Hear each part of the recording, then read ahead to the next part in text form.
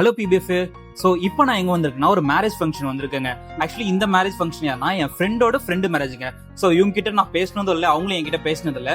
Just என் ஃப்ரெண்டுக்கு என்ன தெரியும் அப்படின்னால என்ன இன்வைட் பண்ணியிருந்தாங்க. ஸோ கூப்பிட்ட ஒரு ரெஸ்பெக்டாக நானும் வந்திருந்தேங்க. ஸோ ஆக்சுவலி இங்கே வந்து பார்க்கும்போது தான் தெரியுது என்னன்னா அந்த பையனுக்கு வந்து பார்த்தீங்கன்னா டேடி இல்லை, அவங்க பொண்ணுக்கும் பார்த்தீங்கன்னா டேடி இல்லை. ஆக்சுவலி இது வந்து ஒரு லவ் மேரேஜுங்க. ஸோ பையன் வந்து கிறிஸ்டின் அண்ட் பொண்ணு வந்துட்டு ஹிந்துங்க.